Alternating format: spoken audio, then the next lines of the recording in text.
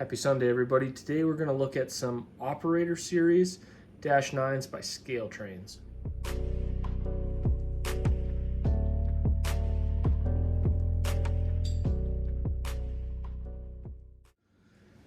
So this is going to be a bit of an interesting review. I've had some ups and downs with these, and I got a bunch of information to go over.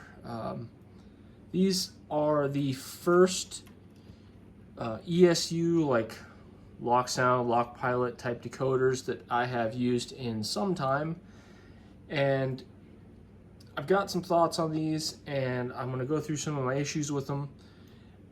But honestly, I've been super happy with these things. They're really nice models, and I said in, I think, my rolling stock review that these have put Kato, the Kato standard, kind of on notice. They come in at a pretty respectable price point, and for the value you get and the capability that these things have, it's going to be quite the battle for King of the Hill when it comes to DCC ready, strictly intermediate class engines.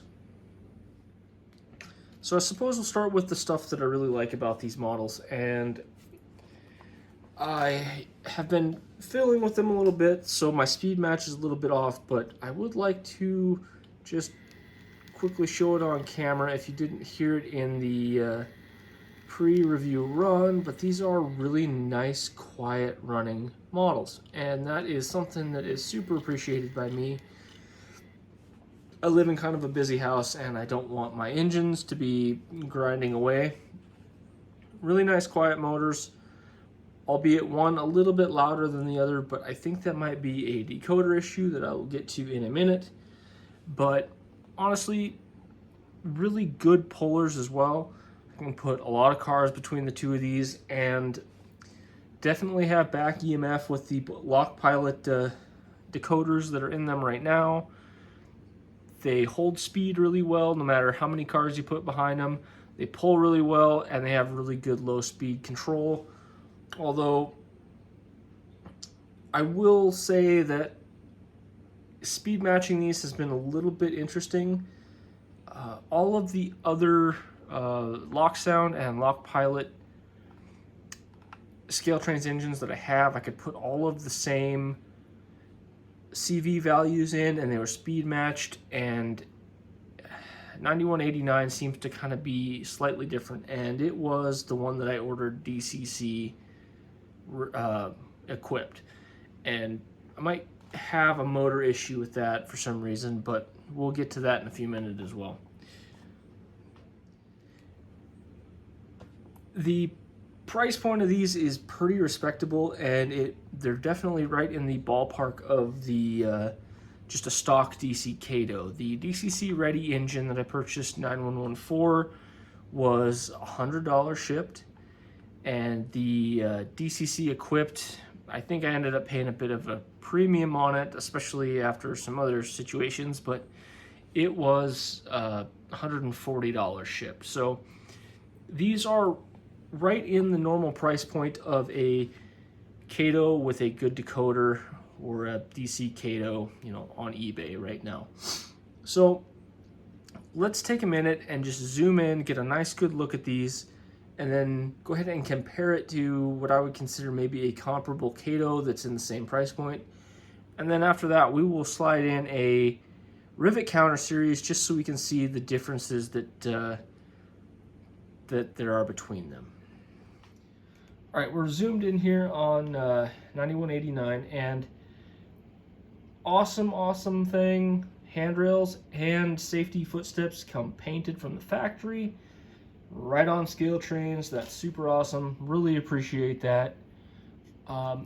If you're new to the operator class stuff, and I'll maybe pick this up and let you get a better look, but the MU hoses and the snowplow, and your coupler levers there, those all have to be separately applied. It's a little bit finicky, but if you have a relatively steady hand, they do go on relatively easily. I did end up having to drill out the holes for the snowplow though. They were a little bit tight. One gripe I do have with all of my scale trains, I am not a fan of their couplers. Not that they don't function, I don't really have a bad problem with that, but I cannot keep those springs on these things. I've already lost several. I lost the one that goes on here, so I ended up moving it from one of the other couplers. Oops. Just so my front engine, its coupler doesn't necessarily need to be always functioning properly, but those springs, they just disappear too easily. I am not a fan of that. The quality of the trucks on these is superior to the Katos. They really do look nice. There's a lot more detail in my opinion, and the cab detail is another step up. I don't know that I can fully get this on camera. Maybe I'll pick it up in a moment here. But molded on rails here, all the footsteps and whatnot look really nice. Lit number boards on these, which is cool. Probably can't see that in studio lighting. The detail on the fuel tanks is absolutely great, and the walkway texture is awesome. The exhaust pipe and grills look great. Here is an excellent view of the trucks on these. They do really look nice. And then again, separately applied, MU hoses and whatnot on the back here. The paint is super crisp and looks really nice, and small details are easily legible if the camera would focus. So right on scale trains, you did an excellent job. These things look great. I really want to get sound in one of these at some point. I think it would be a nice addition to the fleet. Ooh. And we'll just quickly do 9114. Nothing really different. Just nice looking models. Let's see if I can get this on camera a little bit better, but there we are. You can kind of see in the cab there. There is all of the computers and whatnot, and a chair. Cab detail is awesome. That is a huge step up from the Katos, and much appreciated for the price point scale trains. Awesome job again. Let's oh, before I do that, there is the front end where you can see the coupler handles and the MU hoses. Really nice detail. Oh, I should also bring up, before we do that,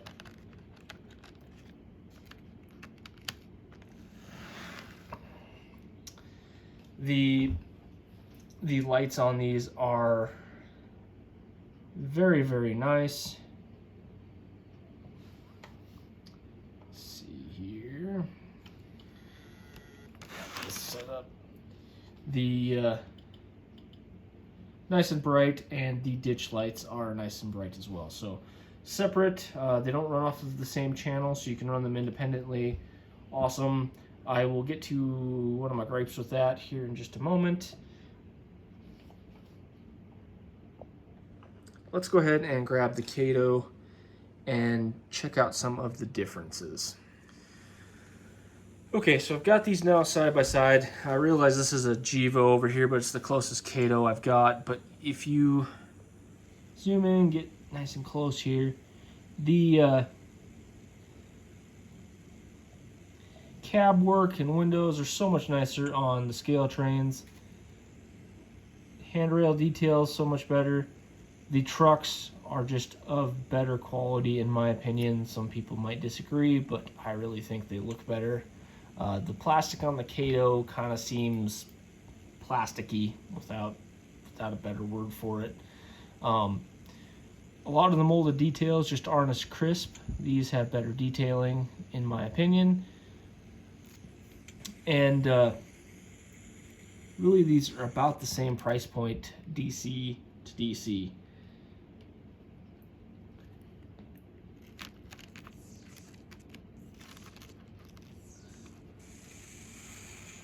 I mean, fuel tank detail to fuel tank, it's not even close.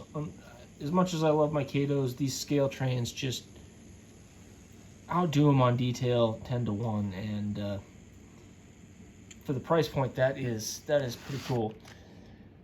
Since we got this here, let's go ahead and bring in my one rivet counter that I have. And you can see that there are some upgrades. All the normal stuff's on there, but you get some additional truck detail, which is incredible. But the hand grabs are all separately applied and whatnot. I don't know that that's the biggest deal in my opinion. I almost think that these are probably closer to scale. It's just hard to get that kind of detail, molded on, to proper scale. But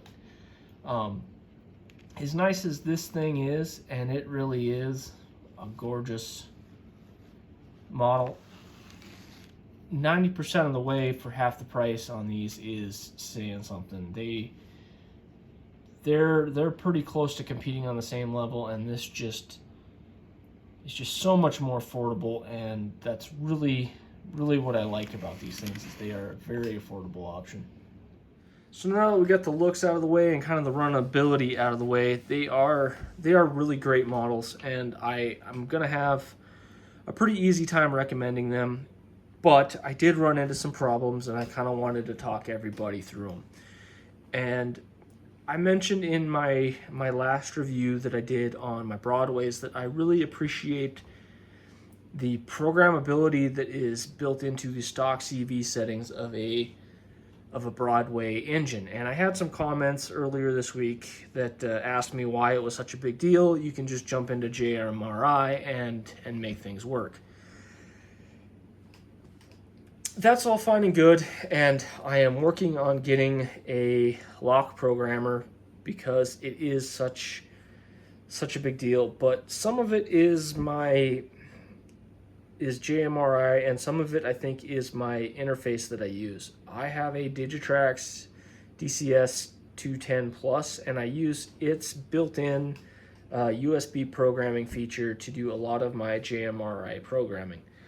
Now, I'm a real advocate for ease of use, and if you want to be able to change something on an engine, it should be relatively easily defined in the manual and simple to change with just one or two CV settings. And so I always use the simple consisting thing that Broadway uses. They also make it really easy for adjusting their sounds individually in their CV tables. You want to make the prime mover louder, you mess with CV 137 or something to that nature. If you want the horn to be quieter or louder, you mess with this CV. And it's really simple and easy, and it should be that way, especially now. We're not stuck on standards anymore, and the hobby's evolving as we're moving more towards Wi-Fi, control systems and universal remotes. Ease of use and programming is going to have to be more of a forefront, and I don't know, maybe once you have a lock programmer it gets easier to program these things, but I really struggled to get these to function the way I wanted them to.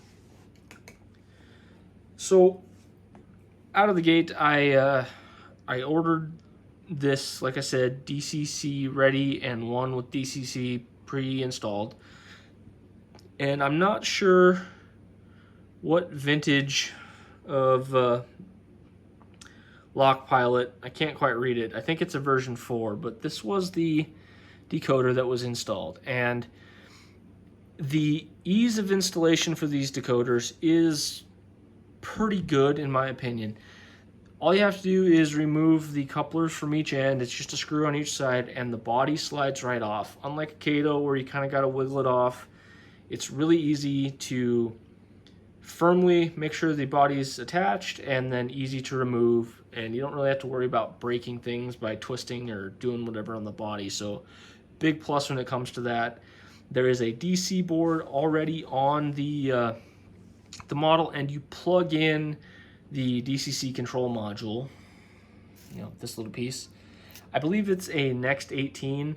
I'm not sure if any other brands make this connector to hook up to these boards, or if it's just an ESU type thing. They make them special for scale trains, but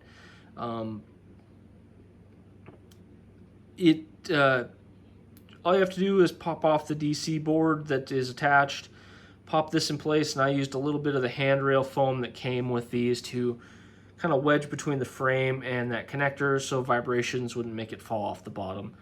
Other than that, getting it aligned was a little bit finicky, but it really was an easy DCC install at that point.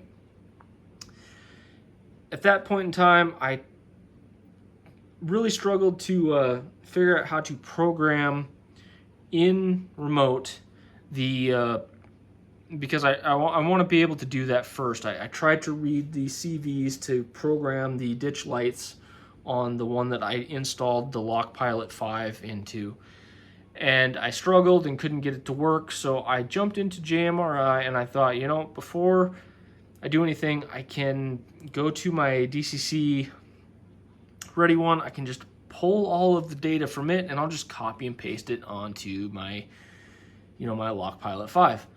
Cool idea. So I put that on my programming track and I started what must have been an hour-and-a-half long process to copy the entire file from that decoder onto my JMRI program. And I thought maybe it was a fluke, thought maybe there was something wrong with the decoder because it was a little bit finicky when I was trying to program the road number on my DCC Ready one there, or my DCC installed engine. But I put the other engine on that, so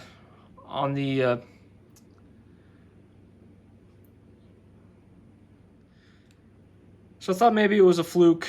So I installed the other engine onto the programming track and wrote all the sheets. And again, an hour-and-a-half later, it was just finishing up programming. And I was flabbergasted that there's so many different CVs on these things and JMRI is so slow at writing them. Needless to say, it didn't work. It messed all kinds of things up. So I ended up clearing the entire decoder, set CV to 8 and manually reset it, and I went about reading to see if I could figure it out again, and I just simply could not figure out how to turn on ditch lights with just CVs. So I ended up breaking down and just went to JMRI and kind of used their wizard thing to go through, and I got everything to function properly. And that's kind of one of my gripes, is it shouldn't be that difficult. I know when it came to increasing the prime mover volume on my my GEVOs that I got from Scale Trains, the process was 3 or 4 CVs that you had to have properly configured, and then the final one you changed would adjust the volume.